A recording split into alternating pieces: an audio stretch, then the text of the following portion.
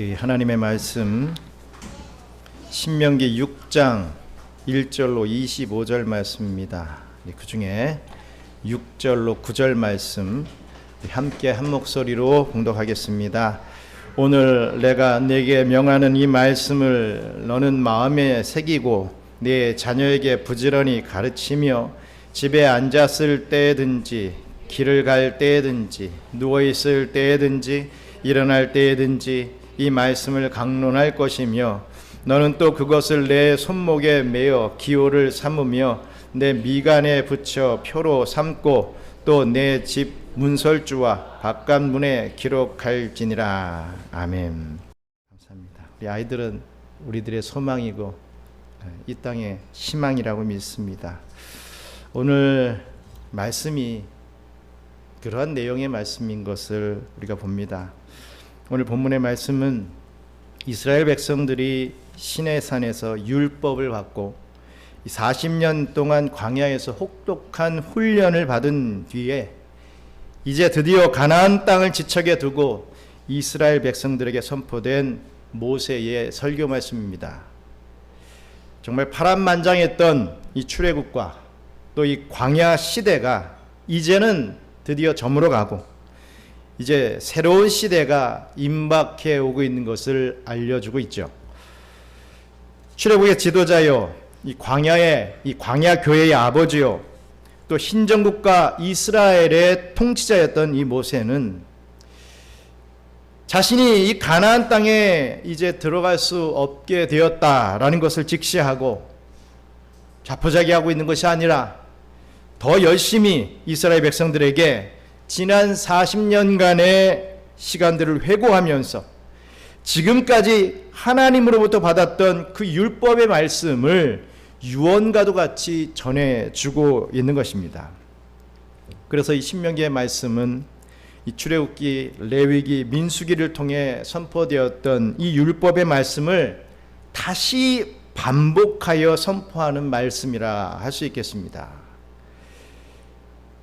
신명기의 말씀을 많이들 오해들을 하는데 이 말씀은 하나님의 어떤 새로운 명령이 아니라 다시 명령을 전한다라고 하는 그러한 의미로서 이 거듭 신자를 씁니다. 다시 말을 전하는 그러한 설교의 말씀이죠. 아시다시피 이제 이스라엘의 이 여호수아와 갈렙을 제외한 모든 이 1세대들은 다 죽게 되고 이제 2세대들만 남아 있을 때 뭐 신앙에 그렇지 않습니까? 신앙 교육을 잘 받은 아이들은 그래도 말씀을 알고 하나님이 어떤 분인지 알고 예배 생활을 했을 테지만 또 그의 계중에 그러지 못했던 가정의 아이들은 뭐 하나님이 누군지 예배를 왜 드려야 되는지도 모르고 뭐 생활하지 않았겠습니까? 그 많은 이스라엘 백성들 중에 그런 마인드를 가지고 가나안에 들어갈 수 없다 이거지요.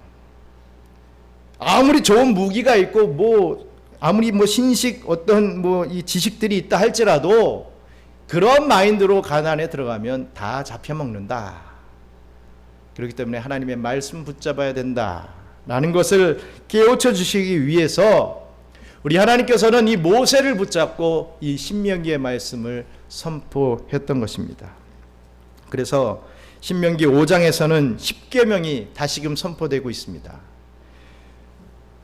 또 오늘 본문이 있는 6장에서는 이 10계명의 말씀에 대한 당부의 말씀을 하고 있죠. 모세에게 있어서는 이들은 다 자녀들이고 또 손자같이 여겨지는 그런 출애굽 2세대들이었습니다. 모세는 이런 이스라엘 자손들에게 즉 대대손손 계속해서 하나님의 율법이 가르쳐져야 함을 당부하고 있는 것입니다. 특히 부모가 자녀에게 율법을 가르쳐야 한다라고 강조하고 있습니다. 하나님의 백성은 이 율법, 즉 하나님의 말씀을 통해서 진정한 복을 받아 누릴 수 있는 사람들이기 때문입니다. 신명기 6장 3절 말씀 같이 읽겠습니다. 이스라엘아 듣고 삼가 그것을 행하라. 그리하면 내가 복을 받고 내 조상들의 하나님 여호와께서 내게 허락하심 같이 젖과 꿀이 흐르는 땅에서 내가 크게 번성하리라. 아멘. 그렇습니다. 이 가정이라고 하는 것은요, 책임 사회의 가장 기본적인 단위가 됩니다. 하나님께서 에덴 동산에서 하와를 지으셨을 때 최소의 사회 단위를 바로 이 가정으로 구성하신 것입니다. 더욱이 우리 믿는 신자의 가정은 우리 인간 생활에 있어서 가장 중요한 이 신앙과 또 성경 교육의 이 유일한 터전이라고 볼 수 있습니다. 가정에서부터 신앙의 교육이 되지 않는다 한다면 그 어디서든 실패할 수밖에 없는 것이지요. 따라서 이 가정은 하나의 인격이 성장하는데 가장 기본적인 학교가 되며 또 그것의 위대한 교사는 바로 부모가 됩니다. 이렇게 하므로 가정은 바로 하나님을 섬기는 거룩한 성전이 될 수 있는 것이죠. 그러나 우리 신앙생활 중에 여러분 가장 어려운 게 있다면요, 그것은 바로 자녀들의 신앙교육일 것입니다. 자녀들만큼 정말 우리 마음대로 안 되는 일도 잘 없지요. 조금만 머리가 크면 그 예전에는 어릴 때는 그래도 엄마 아빠 말을 듣다가도 뭐 무서운 중2병에 걸리든지 뭐 입시가 다가오고 뭐 이러면 들리질 않습니다. 그동안에 잘 해오던 아이들까지도 곁길로 가기가 일수인 것이죠. 참 내 자녀만큼 내 마음대로 안 되는 것이 이 세상에는 없는 것 같습니다. 성경에도 보면 신실했던 선지자 사무엘의 그 자식들도 타락했습니다. 신실했던 왕 다윗의 자녀들은 어땠습니까? 폐륜 그 자체였습니다. 그러므로 이 자녀를 신앙인으로 세운다라고 하는 것은 정말 쉬운 일이 아니다 라는 이 결론을 내리게 됩니다. 그러나 그럼에도 불구하고 자녀를 그냥 내버려 둘 수는 없지요. 말 안 들으니까 에이 쳐버려, 그냥 네가 알아서 살아라, 이럴 수는 없습니다. 성경은 부모에게 자녀의 영혼을 맡기셨기 때문입니다. 부모마저 포기한다면 누가 그 자녀의 영혼을 위해 기도해 주겠습니까? 안 된다 이것이죠. 오늘 주신 이 본문을 통해서 우리의 가정을 어떻게 하나님을 잘 섬기는 거룩한 성전으로 세울 수 있는지에 대해서 확실하게 이 시간 깨닫게 되는 우리 경영의 성도님들 되시기를 주님의 이름으로 축원합니다. 우리 신명기 6장 4절로 6절 말씀 같이 읽겠습니다. 이스라엘아 들으라. 우리 하나님 여호와는 오직 유일한 여호와시니 너는 마음을 다하고 뜻을 다하고 힘을 다하여 내 하나님 여호와를 사랑하라. 오늘 내가 내게 명하는 이 말씀을 너는 마음에 새기고. 아멘. 본문을 구분해 본다면 이 4절과 6절, 지금 읽은 말씀이 4절과 6절은 이 말씀을 듣고 있는 이스라엘 백성들, 즉 이 부모를 향한 말씀이 됩니다. 그리고 앞으로 나오게 될 7절로 9절의 말씀은 그 자녀들을 어떻게 교육해야 할지에 대한 말씀이다 라고 볼 수가 있죠. 하나님은 이스라엘아 들으라 라고 하셨습니다. 이 말씀이 유명한 쉐마 이스라엘입니다. 쉐마 이스라엘. 오늘날까지 유대인들이 가장 중요하게 여기고 즐겨 암송하는 본문이 바로 오늘 본문의 말씀입니다. 모세는 하나님만이 유일한 신이시며 종되었던 애굽에서 이스라엘 백성들을 사랑하사 구원하신 하나님이시기 때문에 또한 하나님만 사랑하기로 언약한 이 하나님과 결혼한 하나님의 백성들이기 때문에 하나님만 사랑해야 함을 강변하고 있습니다.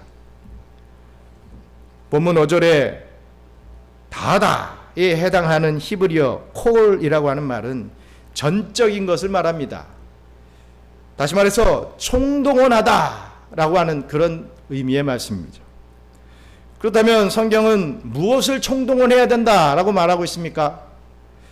그 첫 번째로는 마음을 다해야 된다라고 말합니다. 마음을 총동원해라 라는 의미의 말씀입니다.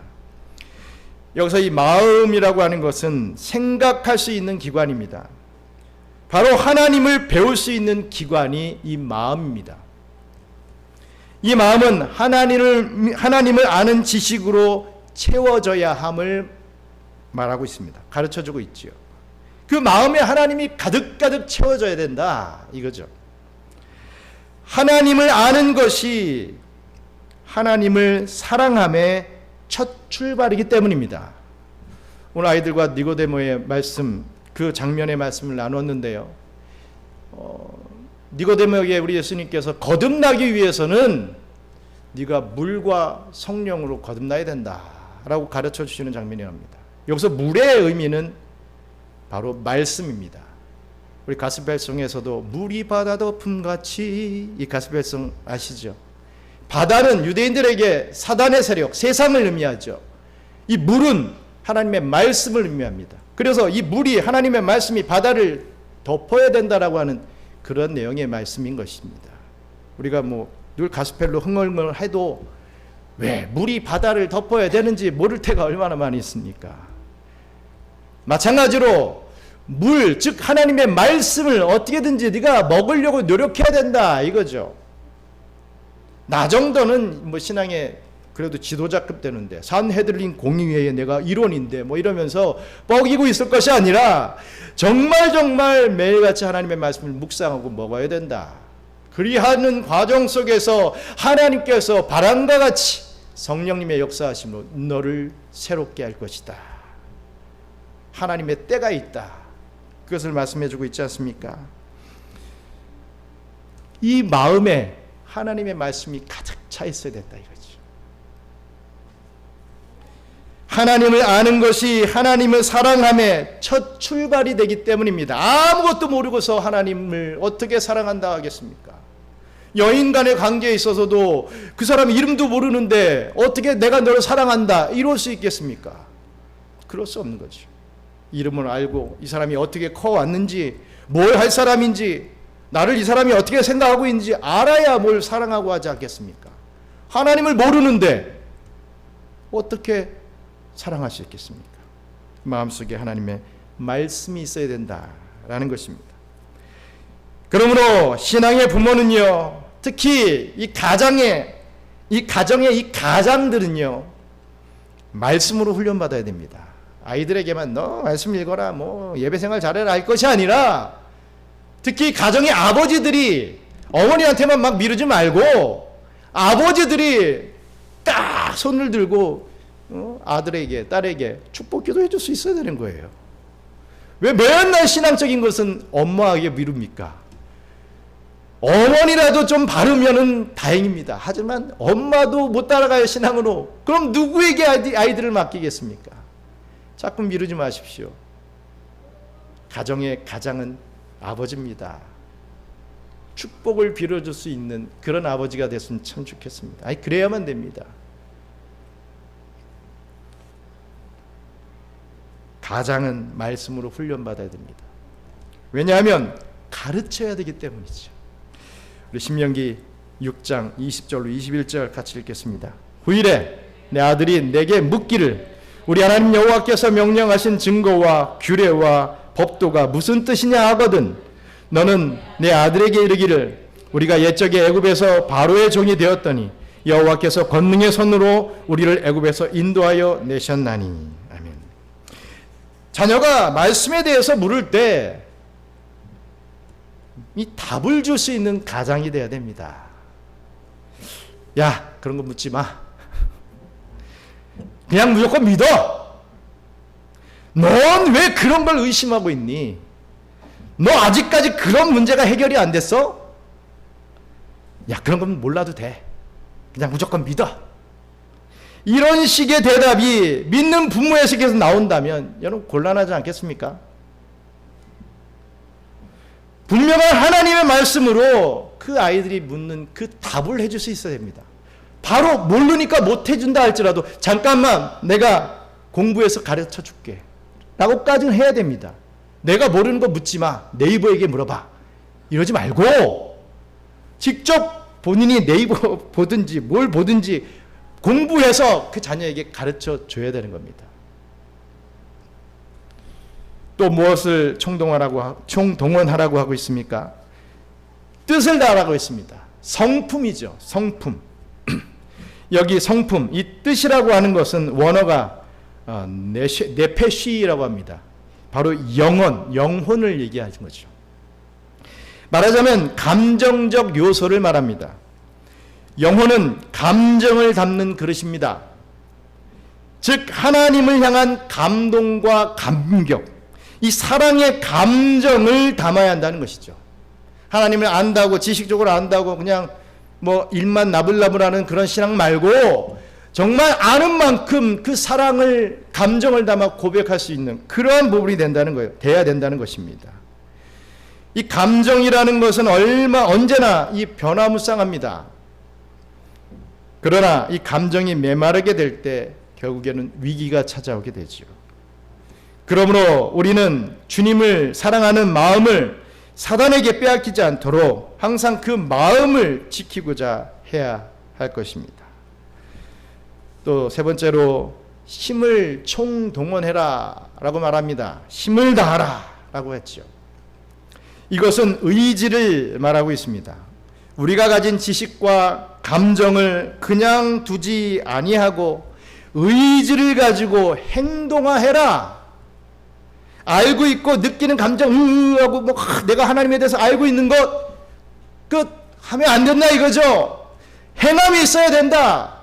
좀 말했으면 좀 지켜라. 아이들 앞에서 신앙적인 말을 했으면 그걸 지키는 부모가 되어야 된다.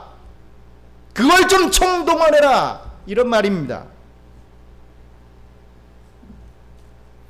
시간과 물질과 노력을 들여 하나님을 섬겨야 된다는 말입니다. 즉 우리는 이 전인격을 다해서 하나님을 사랑해야 하는데 이 지식과 감정과 의지 이 모든 것을 총동하여 하나님을 사랑해야 됩니다. 그 모습을 부모가 자녀들에게 보여줄 수 있어야 되는 거죠.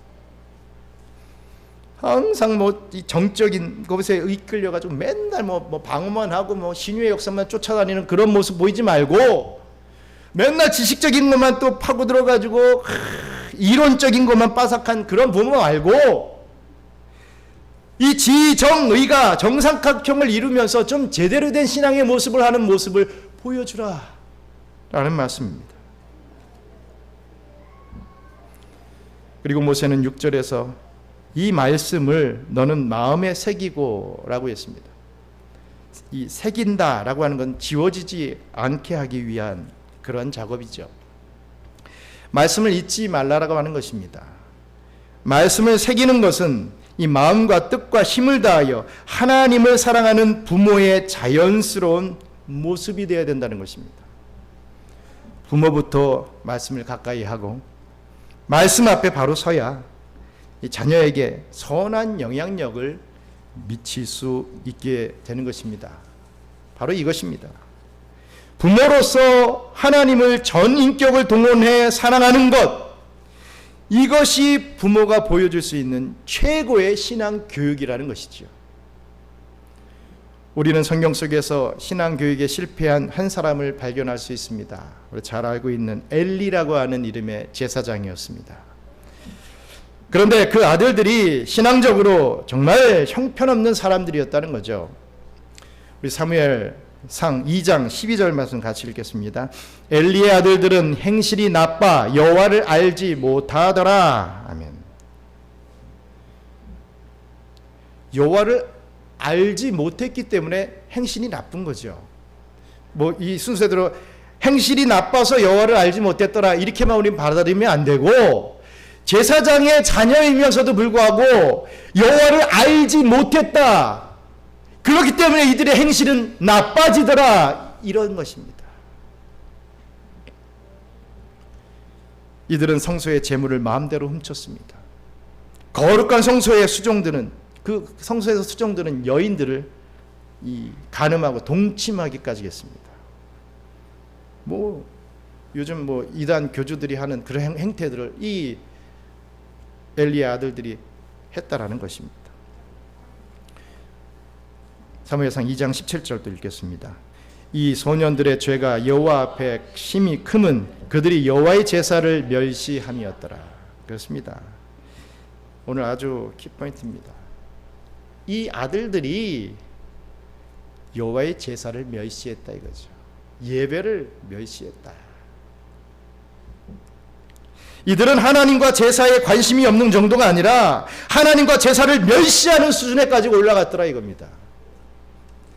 당시 이스라엘의 종교적 지도자였던 엘리의 집이 어떻게 이렇게 될 수가 있었겠습니까? 오늘날로 치자면 일반적인 어떤 목사의 아들이, 더 나아가 뭐 한국 교회를 주름잡는 어떤 이 뭐 교단의 수장인 그런 어떤 목사의 아들이 하나님과 예배에 관심이 없는 정도가 아니라 그것을 멸시하고 증오하는 그런 모습을 보인 것과 마찬가지인 것입니다. 저는 개인적으로는 참 목사의 아들이라는 걸 정말 저는 부러워합니다. 전 목사의 아들이 아니기 때문에. 근데 반대로 목사의 아드님들은 저희 아들도 포함해서 그게 그렇지 않은 것 같아요. 많은 아이들이 이제 상처를 입는 것이 목사 아들이 왜 그래? 이 말에 굉장히 상처를 입는다는 거예요. 물론 이해는 됩니다. 그럼에도 불구하고 저는 부럽습니다. 다시 태어나면 목사 아들 되고 싶어요. 저는. 물론 그때 가서 목사 아들이 되면 또 저도 달라질지 모르겠지만 그 마음이 있습니다. 목사의 아들, 장로의 아들, 권사의 아들, 이게 얼마나, 특히 목사의 아들이라고 하는 타이틀이 정말 인생에 있어서 나를 지켜주는 어떤 이 엄청난 훈장이고 어떤 보호막과도 같은 것입니다. 그런데 이 엘리 제사장의 아들들은 그러지 않았다는 거죠. 안타깝게도 이런 일이 일어났던 것입니다. 그런데 성경에 나타나는 엘리의 모습을 보면 하나님의 말씀과는 참 거리가 멀어져 있습니다. 엘리는 성소에서 이 한나가 눈물을 흘리면서 기도를 할 때 포도주에 취해서 혼잣말을 하고 있는 것으로 여겼습니다. 이것이 바로 엘리 제사장의 영적 수준이었던 거죠. 똑같은 것을 봐도 어떤 생각을 하느냐, 어떤 말을 하느냐라고 하는 것은 그 사람의 실력을 보여주고 있는 것입니다. 또 성경은 계속해서 엘리의 눈이 어두워져 있다는 것을 언급하고 있습니다. 우리 3장 2절 말씀 같이 읽겠습니다. 엘리의 눈이 점점 어두워 가서 잘 보지 못하는 그때에 그가 자기 초소에 누웠고 하면, 성경에서 이 눈이 어두워졌다라는 것은 상징적인 의미로 영적으로 분별력이 사라졌다라는 것을 의미합니다. 또 자기 처소에 누웠다고 했지요. 아니, 제사장이 성소에서 잠을 자고 하나님의 말씀을 들으려고 해야 되는데 어린 사무엘은 성소에서 자게 해놓고 자기는 자기 처소에 가가지고 늘어져 잠을 자고 있는 그런 모습을 보이고 있는 것입니다. 안타까운 것이죠. 눈이 어두워져서 소경됨을 표현합니다. 영적인 소경. 이렇게 엘리는 제사장이라는 거룩한 직분을 맡고 있었음에도 불구하고 영적으로 눈이 어두워져 있었습니다.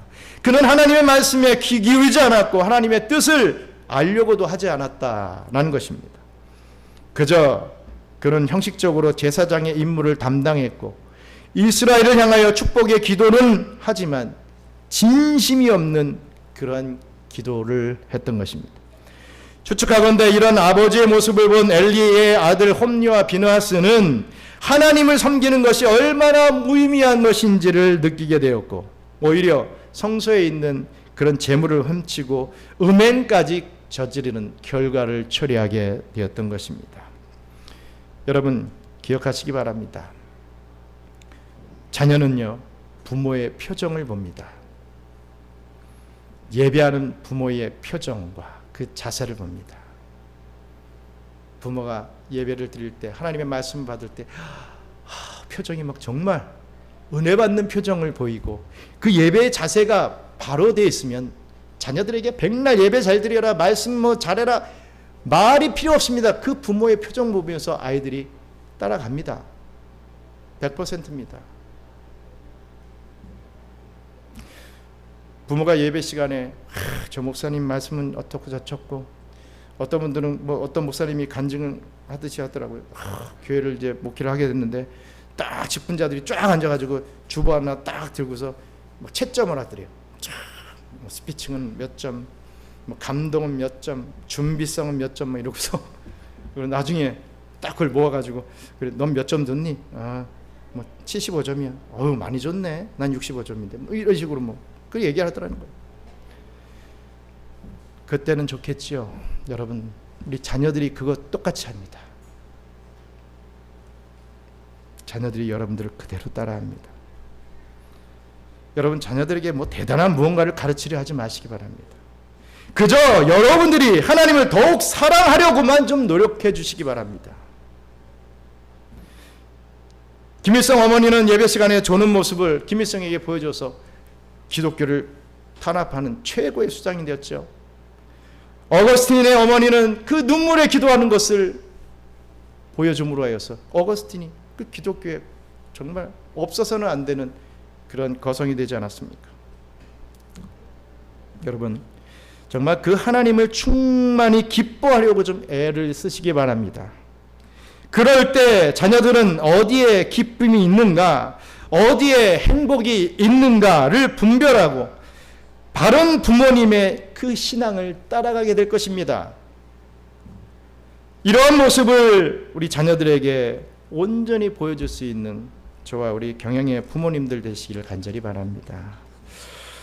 우리 신명기 6장 7절로 9절 말씀 읽겠습니다. 내 자녀에게 부지런히 가르치며 집에 앉았을 때에든지 길을 갈 때에든지 누워있을 때에든지 일어날 때에든지 이 말씀을 강론할 것이며 너는 또 그것을 내 손목에 매어 기호를 삼으며 내 미간에 붙여 표로 삼고 또 내 집 문설주와 바깥 문에 기록할지니라. 아멘.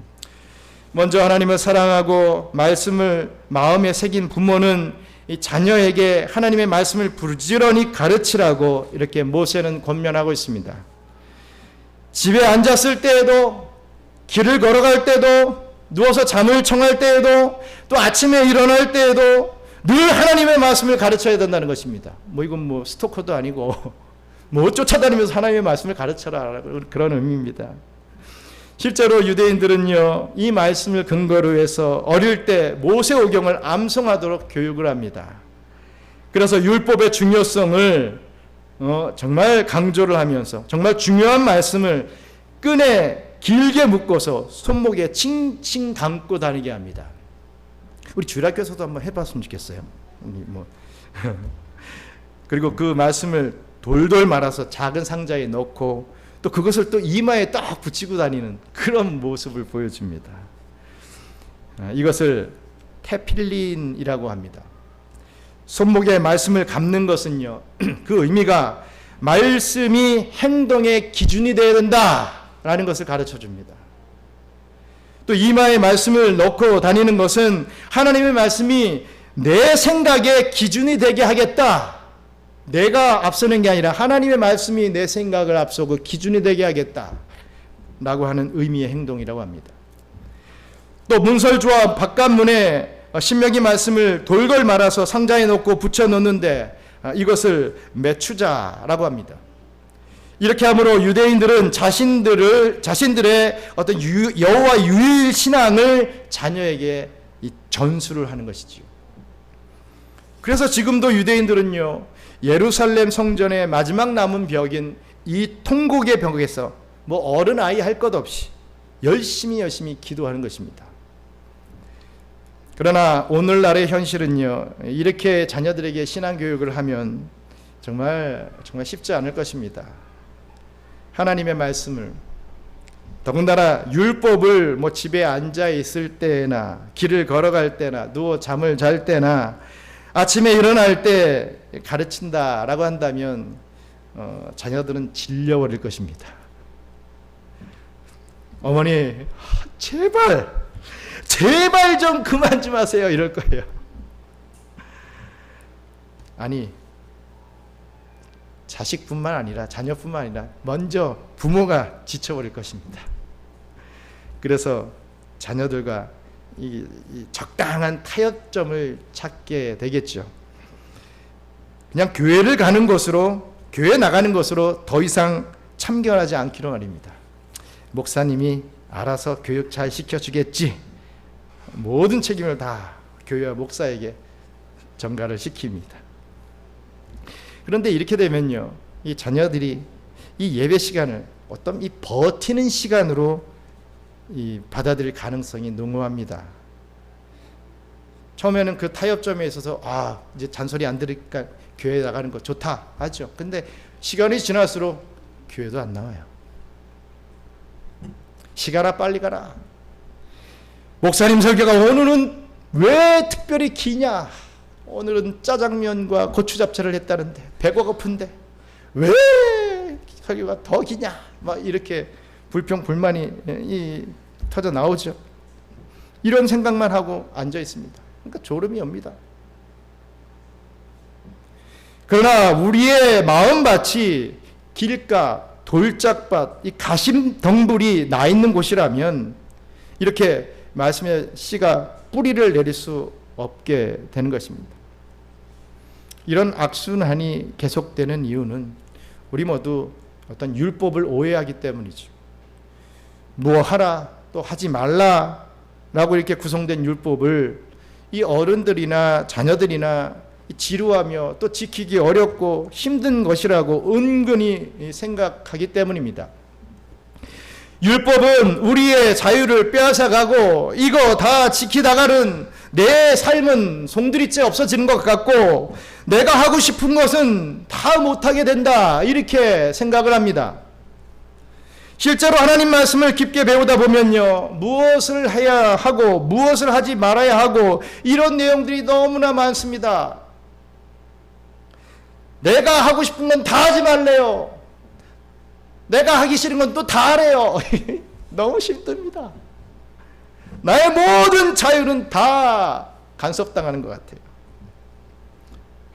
진리가 우리를 자유케 하는 것이 아니라 진리가 우리를 속박하는 것처럼만 느껴집니다.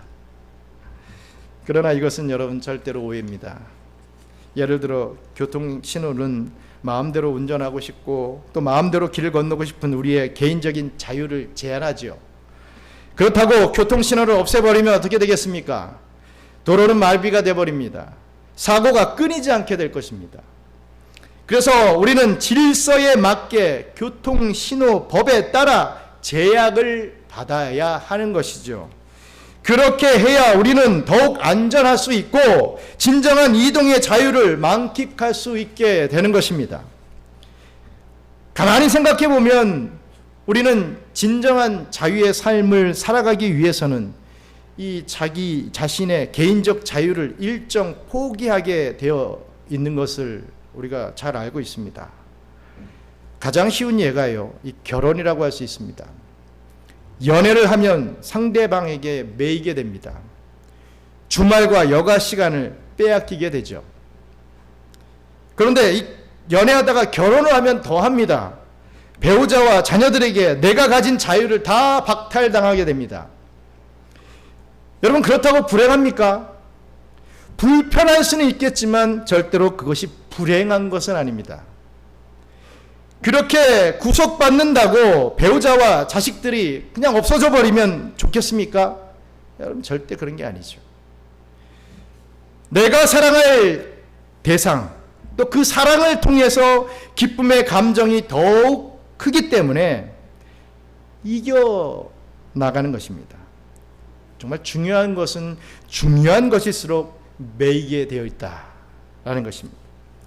그러므로 하나님이 창조하신 이 세계는 내 삶의 진정한 자유를 누리기 위해서 이 개인적인 이 자유를 제약받아야 하고 사랑하는 대상을 위해서 나의 자유로움을 구속받아야 하는 것입니다. 정리해보면 이 가치 있는 무언가를 위해서, 진정한 행복을 위해서 우리는 개인적인 자유를 포기해야만 합니다. 학생의 경우에는 좀 더 나은 미래를 위해서 공부를 하는 거죠. 이것은 엄청난 자유의 박탈입니다. 이 공부하는 것 때문에 이 학생들이 하고 싶은 것 정말 못하는 게 얼마나 많이 있습니까? 그러나 좀 생각이 있는 학생들은 이 기꺼이 자신의 자유를 제한합니다. 힘들지만 학생의 때에 1시간이라도 또 앉아서 공부를 하면 나중에 내가 정말 하고 싶은 것을 더 할 수 있다 라는 것을 알기 때문에, 믿기 때문에 자기 자유를 제한합니다. 잘 생각해 보시기 바랍니다. 가치가 있는 것에 여러분들은 더욱 매이게 되어 있습니다. 중요한 것들에 여러분들은 개인적인 자유를 제한받고 있습니다. 그러하다면 여러분, 하나님은 어떻습니까? 하나님은 최고의 가치를 가지신 분이죠. 하나님과 무엇과 바꿀 수가 있겠습니까? 그렇다 한다면 당연히 그분의 삶에 매이는 것은 지극히 정상적인 건 아니겠습니까? 왜 억울해하십니까? 왜 내가 율법 좀 지킨다고 해서 왜 뭔가 손해본 것 같이 그렇게 생각하십니까? 내가 예배 좀 온다고 해서 내 인생이 완전히 마이너스 되는 것 같이 왜 그렇게 착각들을 합니까? 내가 교회에 좀 헌신도 한다고 해서 내 엄청난 것이 막 손해보는 것 같이 왜 그런 착각들을 합니까? 그렇다면 여러분들은 하나님을 어떻게 생각하시는 겁니까? 하나님이 최고 가치 있는 우리의 구원주라는 것을, 우리의 하나님이시라는 것, 창조주라는 것을 믿고 있는 것입니까? 믿지 않기 때문에 그러는 것이겠죠. 잘 생각해 보시기 바랍니다. 하나님은 우리의 기쁨을 빼앗아 가시기 위해서 우리를 율법으로 묶어두시는 분이 절대로 아니십니다, 여러분. 가장 탁월한 하나님께서 우리가 가장 행복해질 수 있는 방법을 가르쳐 주시는 것이 바로 율법입니다. 우리 시편 1편 1절 말씀 같이 읽겠습니다. 복 있는 사람은 악인들의 꾀를 따르지 아니하고 죄인들의 길에 서지 아니하고 오만한 자의 자리에 앉지 아니하고. 우리는 얽매는 법이 없으면 여러분 편안할 것 같지요?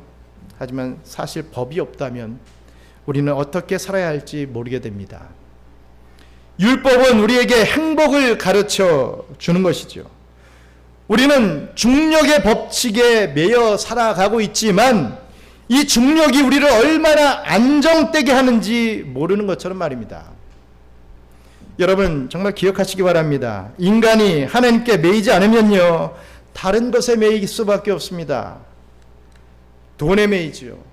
성공이라는 것에 끌려갑니다. 쾌락, 세상, 즐거움, 허영, 자기 욕심에 매이게 되어 있습니다.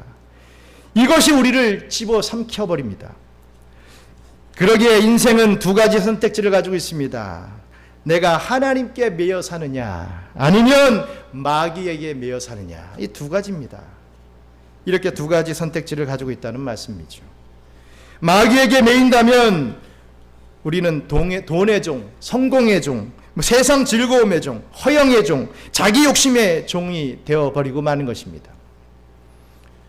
불행하게도 학교나 TV나 여러분들이 늘 끼고 있는 이 스마트폰, 또 세상 철학 이런 것에서 쏟아지는 대부분의 메시지는요, 바로 세상의 종이 되라 라고 하는 메시지입니다.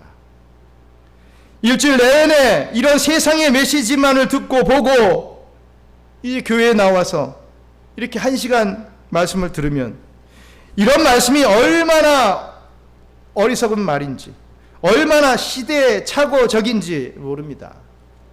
이런 세상에서 한 주에 1시간 예배에 참석하는 것으로 이 믿음 생활한다는 것, 어떻게 보면 기적 중에 기적이 아니겠습니까? 그런데 또 이래요. 주일 예배는 매주 있는 건데 한 주 빠져도 되지. 또 이럽니다. 항상 여러분들의 입장에서 일주일에 1시간 예배 드리는 것을 엄청나게 생각합니다. 그리고 그건 빠질 수도 있다라고 생각하는 거지요. 그나마도 그것 때문에 그 1시간이 우리의 영혼을 살려주고 있는 것인데, 그나마도 숨쉬게 하고 생명력을 이어가게 하고 있는데 그것조차도 쉽게 그냥 열어버립니다. 여러분 해보십시오. 한 예배 생활을 한 1개월, 2개월, 3개월 정도만 하지 말아 보십시오. 정말 예배 나오기 싫어집니다. 내가 왜 예배 드렸지? 이렇게 내 심령이 변해버립니다. 그나마도 이 예배 시간에 나와서 버티기라도 하는 그 인생이 축복의 인생입니다. 그러면 언젠가는 니고데모가 중생으로 터지듯이 성령님께서 그 심령을 감화 감동시키면 터진다 이거죠. 저도 신학대학원 다닐 적에 정말 어떤 그 신학 교수님은 뭐 입만 열면 그때 막 제가 조는 거예요. 모든 신학생들이 다 이 수면제 폭탄을 맞습니다. 그런데 그분이 오병이어에 대해서 풀어주시는 그 장면에서 제가 스파크가 탁 났습니다. 오병이어가 왜 베풀어졌느냐, 더 나아가서 모세가 왜 구원받을 수 있었느냐, 바로의 그 왕비에게, 그 공주에게 그를 불쌍히 여겼다라는 단어가 있습니다. 그 5,000명이 넘는 사람들을 불쌍히 여기는 그 마음, 영혼을 불쌍히 여기는 그 마음이 오병이어의 이적이 나타나게 되고, 모세가 응애 나왔을 때 아이고 저 아이 귀엽네, 그럼 구원해 줬을까요? 아니에요. 아유 유대인이구나, 히브리인이구나, 저 갖다 버려, 죽여. 근데 불쌍하게 느껴졌다는 거죠. 저와 여러분들에게 그게 있어야 됩니다. 돌아다니는 하인들 만나면 저 형은 불쌍하다, 이런 마음이 있어야 전도라도 할 텐데, 진 뭘 잘났다고, 아유 명품 들렀네, 뭐 저런 사람이 교회나 나오겠어. 항상 자기들이 예단해요. 막 정죄하고 예단하고 판결 다 했어요. 저 사람 천국 갈 사람, 저 사람 지옥 갈 사람 다 결정해 놨어요. 여러분 제발 좀 그러지 말자고요. 영혼 구령의 그 뜨거운 마음이 우리에게 있어야 우리에게 역사가 일어납니다. 우리가 계속 이제 선교를 이제 앞으로 하겠지만, 여러분 음식 만들어주고 사람들 뭐 이렇게 케어해주고 너무 감사하죠. 그런데 그 중심에 영원 사랑하는 그 불쌍히 여기는 뜨거움이 없으면 솔직히 다 할 것입니다. 이번에 우리가 다시 시작할 때 어떻게 보면 더 그 마음을 가지고 시작하자고, 어떻게 하나님이 역사하시는지 좀 봤으면 좋겠습니다. 삶에서 이어지는 교육이 없다면, 가정에서 이어지는 신앙교육이 없다면요, 우리 자녀들은 죄송합니다, 마귀의 종이 되어버립니다. 그러므로 우리는 더 노력해야 되죠. 서로 노력해야 됩니다. 부모는 부모대로, 자녀는 자녀대로 함께 힘을 모아서 말씀 앞으로 나아가야 합니다. 부모님은 반드시 오늘 들은 주일 설교 말씀이 이 자녀가 들었을 때 이해되었는지, 정말 듣고 있었는지, 딴 생각했는지, 졸고서 한 시간 그냥 허비했는지 확인해야 됩니다.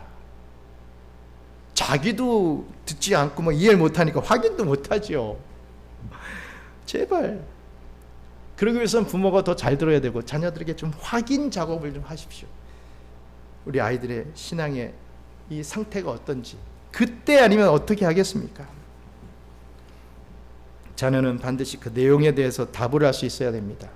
좋은 답이든 나쁜 답이든 할 수 있어야 됩니다. 그러지 않으면 정말 사단에게 매여 사는 자녀들이 될 것입니다.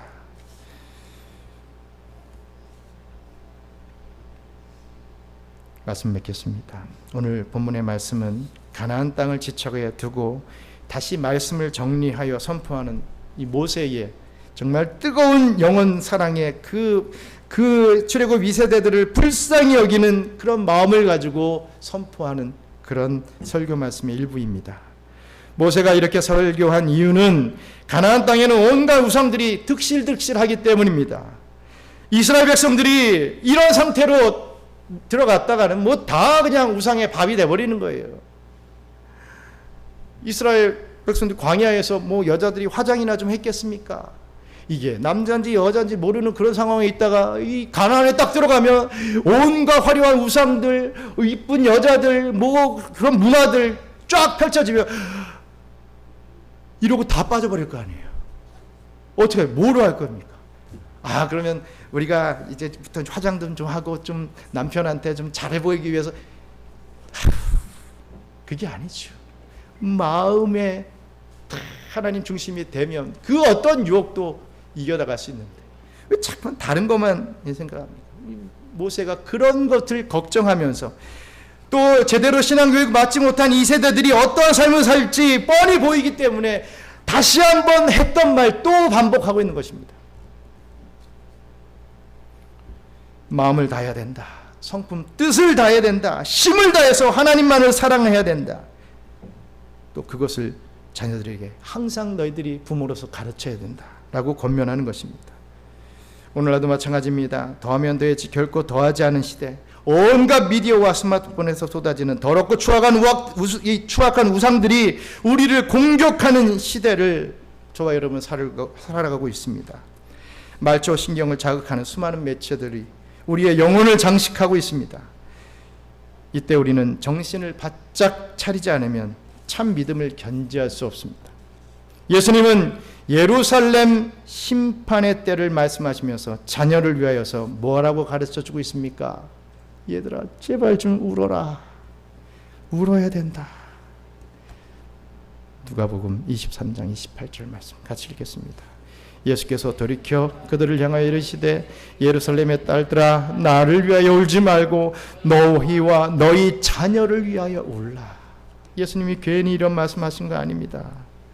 여러분 자녀들의 앞으로 장래의 어떤 미래 어떻게 잘 살고 가족 좀 잘 이루고 행복하고 나보다는 좀 더 잘 살고 제발 그런 것만 좀 기도하지 마시고 좀 우세요. 자녀들을 끌어안고 좀 우세요.